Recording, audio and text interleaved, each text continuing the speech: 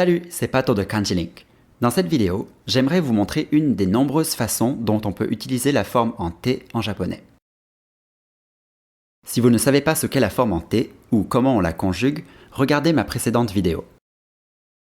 Donc, imaginons que je suis en train de parler de mes habitudes quotidiennes à un ami. Je vais faire 3 phrases simples à la forme familière. D'abord, je me lève à 6 heures. Rokuji ni okiru. Ensuite, je mange mon petit déjeuner. Asagohan o taberu. Enfin, je prends une douche. Shawa o abiru. Ok, je pourrais me contenter de ça et on me comprendrait parfaitement. Mais ce n'est pas très naturel de faire des phrases aussi courtes.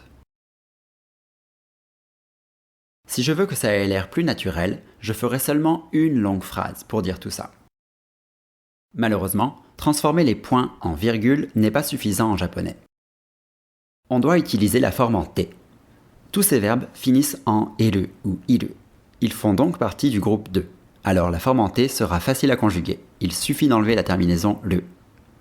Rokuji ni okite, asagohan o tabete, shawa o abiru. Voilà, on a fait une phrase longue et naturelle. Oh mais attendez, ne partez pas tout de suite. Il y a un autre point que vous devez connaître. J'ai mentionné dans ma précédente vidéo que la forme en T n'est pas vraiment un temps en soi. Pour connaître le temps de la phrase, il faut regarder le dernier verbe.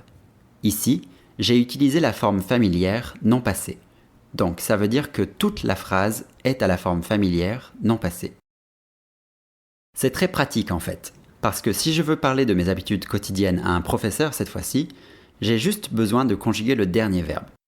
Utilisons la forme en mas.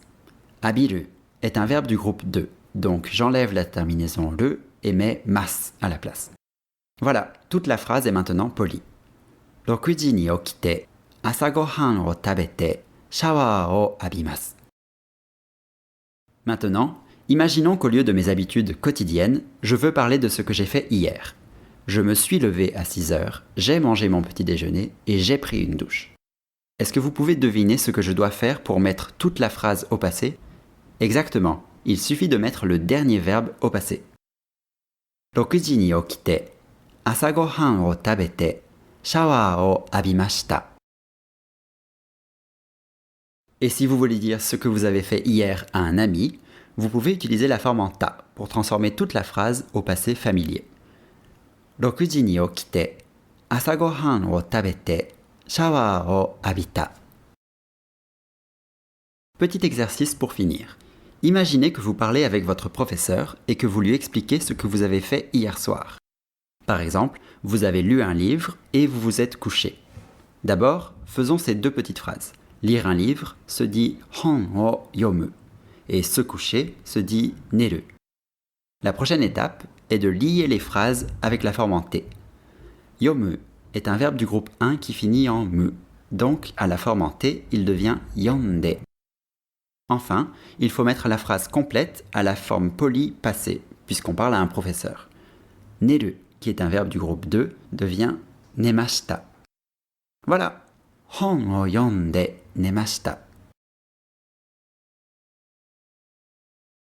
Excellent, vous êtes maintenant prêt pour faire de longues phrases en japonais. Si vous avez besoin de plus d'aide, allez sur mon site kanjilink.com.